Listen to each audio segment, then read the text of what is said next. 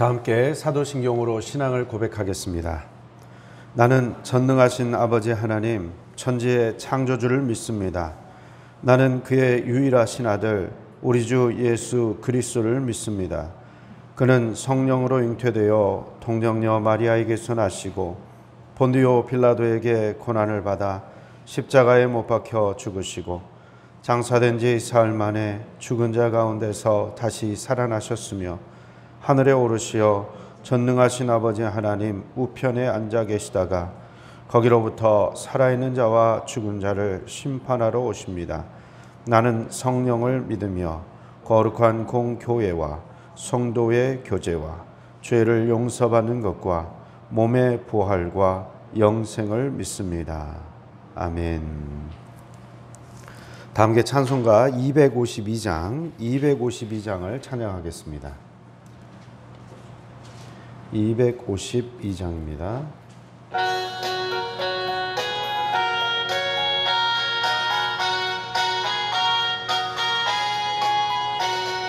나의 죄를 씻기는 예수의 피밖에 없네. 다시 정케 하기도 예수의 피밖에 없네. 예수의 흘린 피 날 희게 하오니 귀하고 귀하다. 예수의 피밖에 없네. 나를 정케 하기는 예수의 피밖에 없네. 사죄하는 증거도 예수의 피밖에 없네. 예수의 흘린 피 날 희게 하오니 귀하고 귀하다. 예수의 피밖에 없네. 나의 죄 속하기는 예수의 피밖에 없네. 나는 공로 없으니 예수의 피밖에 없네.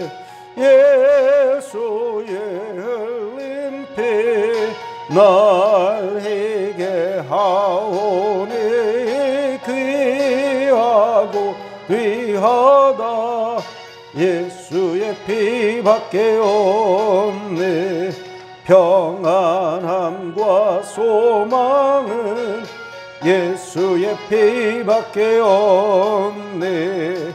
나의 의는 이것뿐 예수의 피밖에 없네. 예수의 흘린 피 날 희게 하오니 귀하고 귀하다. 예수의 피밖에 없네. 영원토록 내 할 말 예수의 피밖에 없네. 나의 찬미 제목은 예수의 피밖에 없네. 예수의 흘린 피 날 희게 하오니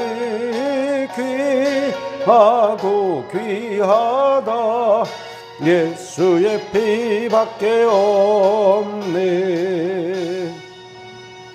아멘. 254장 이어서 찬양하겠습니다. 254장입니다.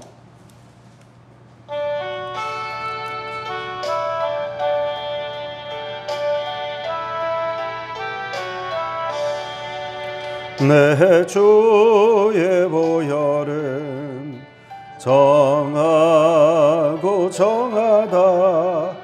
내 죄를 정케 하신 주 날 오라 하신다. 내가 주께로 지금 가오니 십자가의 보혈로 날 씻어 주소서. 약하고 취해도 주께로 나가면 힘 주시고 내 주함을 곧 씻어 주시네. 내가 주께로 지금 가오니 십자가의 보혈로 날 씻어 주소서. 날 오라 하심은 온전한 믿음과 또 사랑함과 평안함 다 주려 함이라. 내가 주께로 지금 가오니 십자가의 보혈로 날 씻어 주소서. 큰 죄인 복받아 살 길을 얻었네. 한없이 넓고 큰 은혜 베풀어 주소서. 내가 주께로 지금 가오니 십자가의 보혈로 날 씻어 주소서. 그 피가 맘속에 큰 증거 됩니다. 내 기도 소리 들으사 다 허락하소서. 내가 주께로 지금 가오니 십자가의 보혈로 날 씻어 주소서. 아멘. 아멘. 하나님께서는 우리에게 주시는 말씀은 레위기 12장 1절로 8절까지의 말씀입니다. 레위기 12장 1절부터 8절까지의 말씀입니다.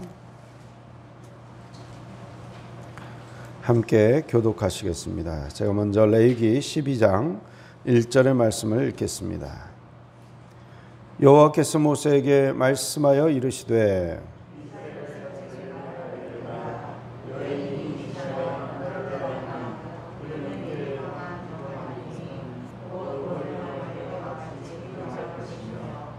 여덟째 날에는 그 아이의 포피를 벨 것이요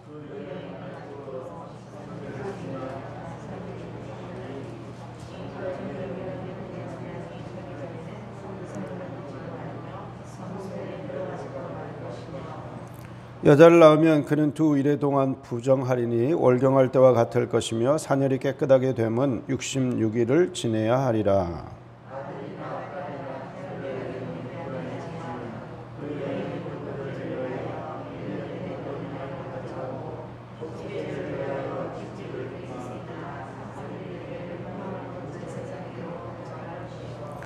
제사장은 그것을 여호와 앞에 드려서 그 여인을 위하여 속죄할지니 그리하면 사녀리 깨끗하리라. 이는 아들이나 딸을 생산한 여인에게 대한 규례니라.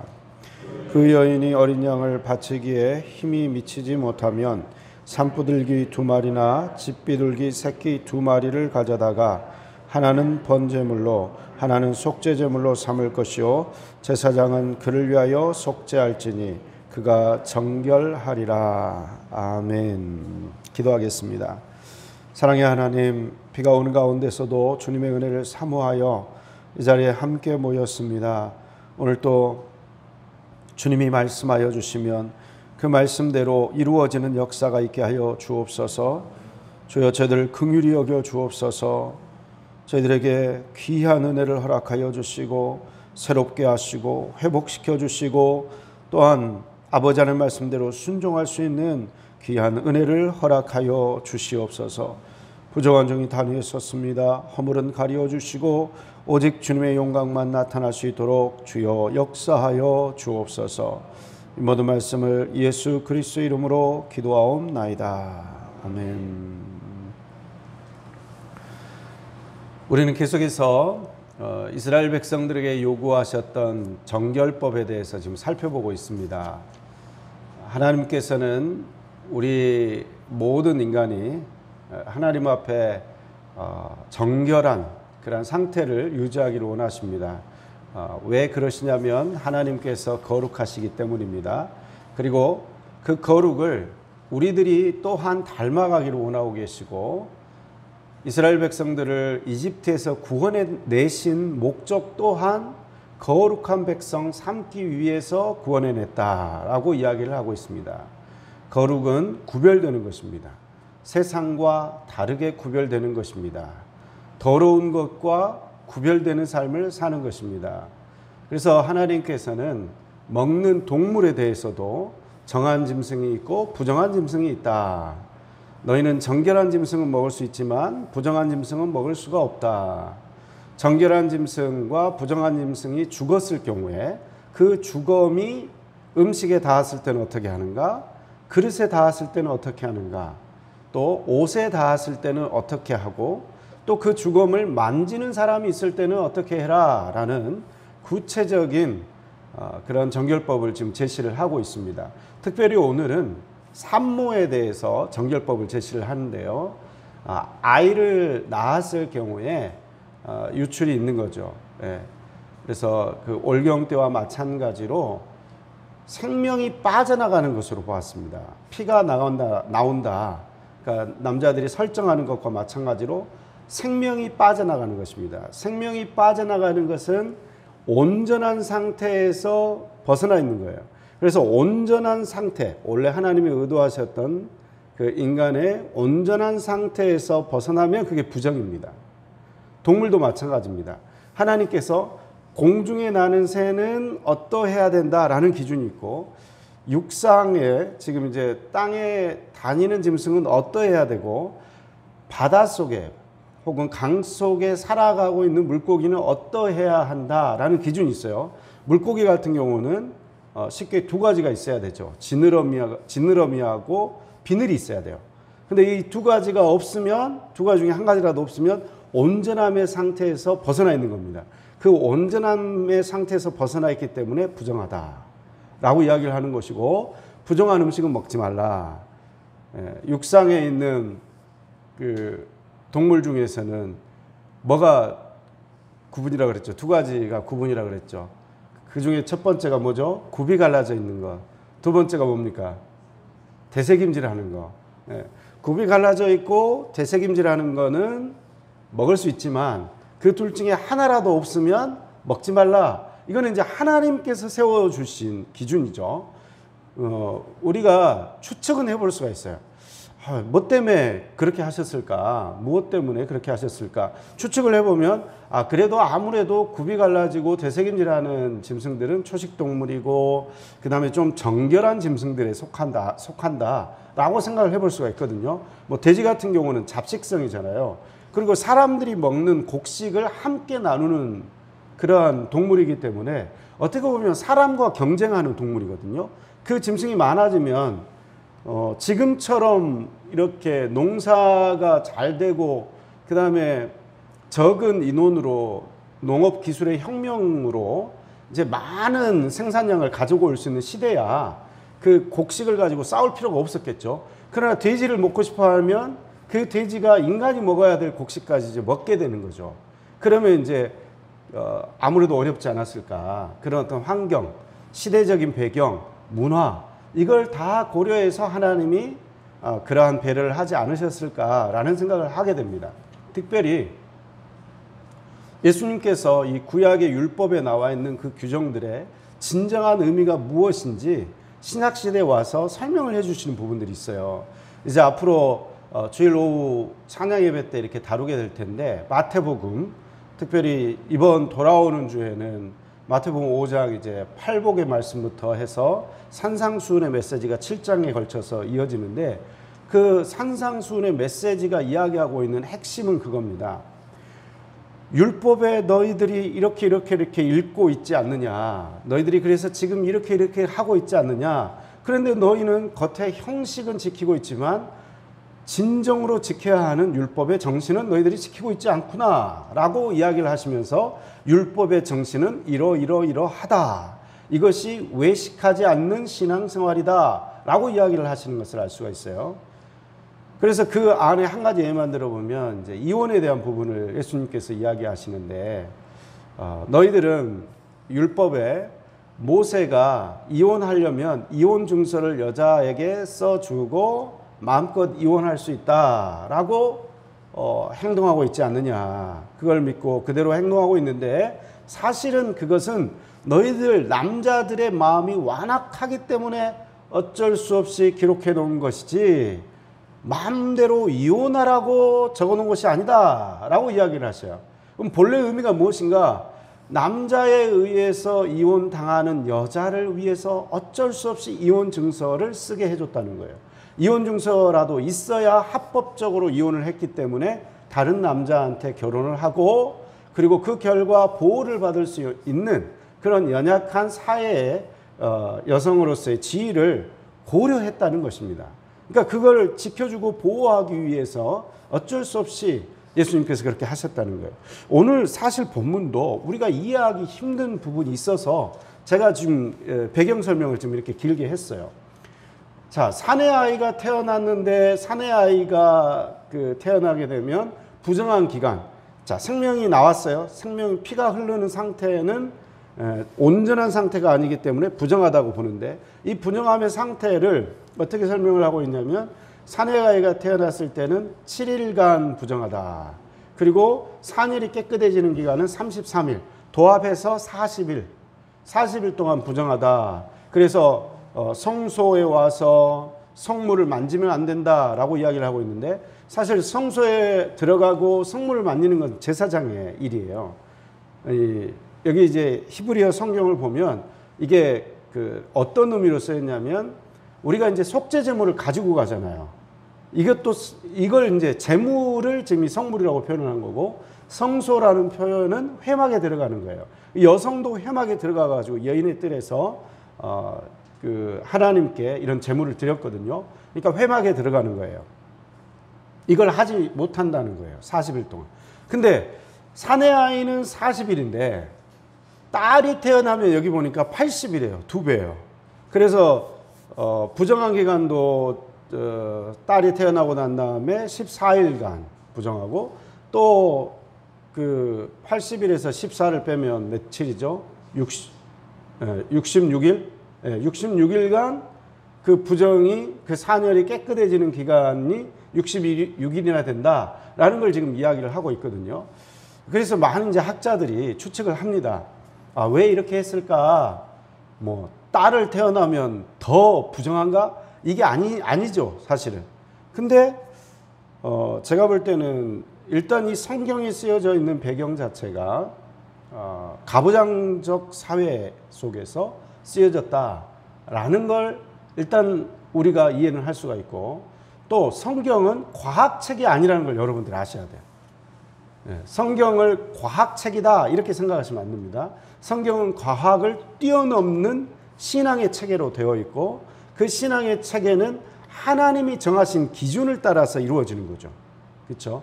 그래서 구약 시대의 사람들은 지구가 평평하다고 생각을 했어요. 그러나 과학적 발견이 이루어지고 난 다음에 그게 틀렸다는 걸 알게 되잖아요. 그죠? 그리고 하늘이 3층천으로 되어 있어서 1층천, 2층천, 3층천 이런 식으로 구조가 되어 있다고 생각을 했거든요. 그러나 그것도 다르다는 거를 이제 과학적 발견을 통해서 알게 되듯이 성경은 과학책이 아닙니다. 그래서 이걸 어떤 과학적 근거에 따라서 여자아이를 태어났으면 여성의 몸이 더 힘들기 때문에 이렇게 했을 것이다. 이런 건 아닌 것 같아요. 근데 우리가 알지 못한 어떤 기준에 의해서 하나님께서 하셨는데 아마도 이렇게 생각을 합니다. 아마도 아담과 하와가 범죄를 하게 되는데 그 범죄의 시발점이 여성이었다. 여성이 선악과를 따먹는 그 유혹을 당해서 먹고 자기에게 남편에게도 주었기 때문에 그래서 아마도 그 여성에 대한 그런 어떤 그 엄격함이 주어지지 않았을까. 사내 아이는 40일 만에 회막에 나올 수 있었지만 여자아이가 태어났을 경우에는 80일 동안 그런 어떤 차별을 두지 않았을까라는 막연한 추측은 해보게 됩니다. 그러나 그게 어떤 진정한 어떤 차이가 있었는지는 아무도 알지 못해요. 그리고 다행인 것은 이러한 어떤 부정한 기간을 두심으로 말미암아서 여성이 산후조리를 할 수 있는 기간을 두셨다는 거. 그래서 사내아이가 태어나든 여자아이가 태어나든 40일간 그리고 80일간은 이렇게 안전한 환경 속에서 산후조리를 할 수 있었다는 그걸 알 수가 있습니다. 이게 어떻게 보면 하나님께서 여인을 보호하시는 그런 하나의 사회 환경이 조성되었을 수 있습니다. 우리 예전에 그 못된 시어머니를 만나면 며느리들이 애를 낳고 어떻겠습니까? 특별히 이제 농촌에서 너무나 바쁘기 때문에 일손이 귀할 때 그때는 애를 낳고 바로 다음 날이면 산후조리할 시간도 없이 밭에 나가서 일을 했다고 그래요. 그래가지고 막 허리 아프고 몸이 다 힘들고 그런 어떤 고통을 당하셨던 분들이 많이 있지 않습니까? 근데 이제 하나님께서는 여인이 이렇게 출산을 하고 나서 산후조리 할 수 있는 이런 기간과 은혜를 허락하셨다는 것을 알 수가 있습니다. 우리가 성경의 내용을 보면 어떻게 보면 우리의 기준을 가지고 이해하려고 하면 이해되지 않는 부분들이 굉장히 많습니다.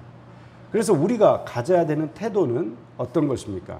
그것은 하나님께서 정하신 기준, 그 기준이 우리가 꼭 따라야 되는 말씀이다, 생명이다 라고 인식하고 따라갈 필요가 있습니다.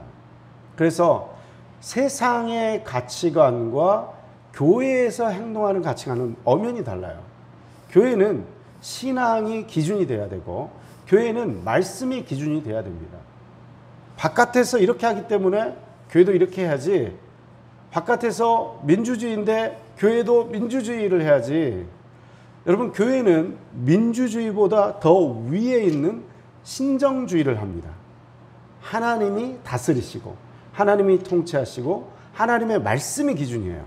그래서 어떻게 보면 이제 교회도 똑같이 어떤 세상의 원리 가지고 하려고 하면 문제가 생기는 거예요.